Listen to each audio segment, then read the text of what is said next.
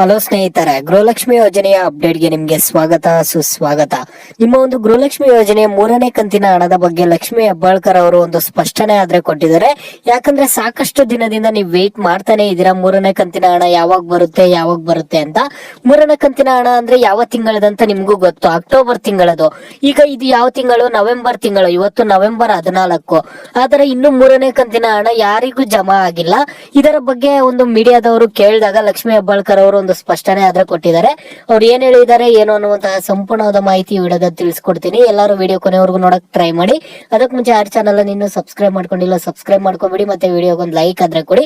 ನೀವು ಕೊಡೋ subscribe like ಇಂದ ನಿಮ್ಗೆ ಇದೇ ರೀತಿಯಾಗಿ ಕಂಟಿನ್ಯೂಸ್ ಅಪ್ಡೇಟ್ಸ್ ಆದ್ರೆ ಸಿಗ್ತಿರುತ್ತೆ. ಪ್ರತಿಯೊಬ್ಬರು ಸಬ್ಸ್ಕ್ರೈಬ್ ಲೈಕ್ ಮಾಡ್ಕೊಂಡೆ ವಿಡಿಯೋ ಅನ್ನ ನೋಡಿ.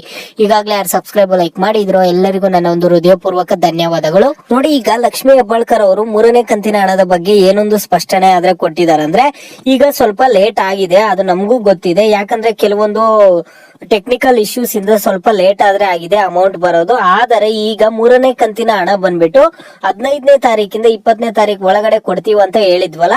ಈಗ ನಾಳೆಯಿಂದಾನೇ ಎಲ್ಲ ಒಂದು ಪ್ರೋಸೆಸ್ ಶುರು ಆಗುತ್ತೆ. ಎಲ್ಲ ಒಂದು ಮಹಿಳೆಯರಿಗೂ ನಾಳೆ 15ನೇ ತಾರೀಕಿಂದ ಹಿಡಿದು 20ನೇ ತಾರೀಕು ಒಳಗಡೆ ಎಲ್ಲರಿಗೂ ಬರುತ್ತೆ. 21ನೇ ತಾರೀಕು ಯಾರು ಬಂದಿಲ್ಲ ಅನ್ನುವಂತಹ ಮಾತಿರಲ್ಲ.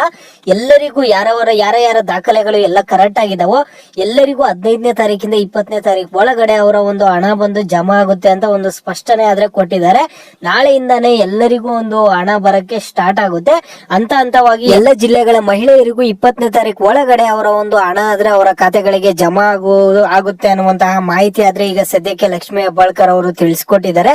ಮತ್ತೆ ಈಗ 1ನೇ ಕಂತು 2ನೇ ಕಂತು ಯಾರ್ಯಾರು ಪೆಂಡಿಂಗ್ ಇದೆಯೋ ಎಲ್ಲ ಒಂದು ಪೆಂಡಿಂಗ್ ಅಮೌಂಟ್ ಕೂಡ 20ನೇ ತಾರೀಕು ಒಳಗಡೆ ಬರುತ್ತಂತ ಹೇಳಿದ್ದಾರೆ.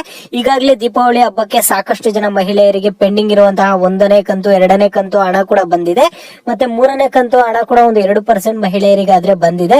ಈಗ ಅಮೌಂಟ್ ಅನ್ನ ಕ್ರೆಡಿಟ್ ಮಾಡೋದಕ್ಕೆ ಈಗ 3ನೇ ಕಂತು ಕೂಡ ಕೆಲವರಿಗೆ 2% ಮಹಿಳೆಯರಿಗಾದ್ರೆ ಕ್ರೆಡಿಟ್ ಮಾಡಿದ್ದಾರೆ.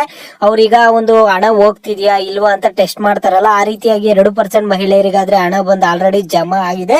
ಅದರಲ್ಲಿ ಸಾಕಷ್ಟು ಜನ ಮಹಿಳೆಯರಿಗೆ 6,000 ಆದ್ರೆ ಜಮಾ ಆಗಿದೆ. ಅಂದರೆ 1ನೇ ಕಂತು 2ನೇ ಕಂತು ಯಾರಿಗೆ ಬಂದಿಲ್ವೋ ಅಂತ ಒಂದು ಮಹಿಳೆಯರಿಗೆ 6,000 ಹಣ ಆದ್ರೆ ಜಮಾ ಆಗಿದೆ. ಈಗ ನಾಳೆವರೆಗೂ ವೇಟ್ ಮಾಡಿ. ಈಗ ಇನ್ನ ಯಾವ ಕಂತಿನ ಹಣ ನಿಮ್ಗೆ ಪೆಂಡಿಂಗ್ ಇದೆ ಅನ್ನೋದನ್ನ ಪ್ರತಿಯೊಬ್ರು ವಿಡಿಯೋಗೆ ಲೈಕ್ ಮಾಡ್ಬಿಟ್ಟು ಕಾಮೆಂಟ್ ಮುಖಾಂತರ ತಿಳಿಸಿ. ಯಾವ ಒಂದು ಟಾಪಿಕ್ ಬಗ್ಗೆ ಹೆಚ್ಚಿಗೆ ಕಾಮೆಂಟ್ಸ್ ಇರುತ್ತೋ ಅದ್ರ ಬಗ್ಗೆ ನೆಕ್ಸ್ಟ್ ವಿಡಿಯೋ ಆದ್ರೆ ಬರುತ್ತೆ.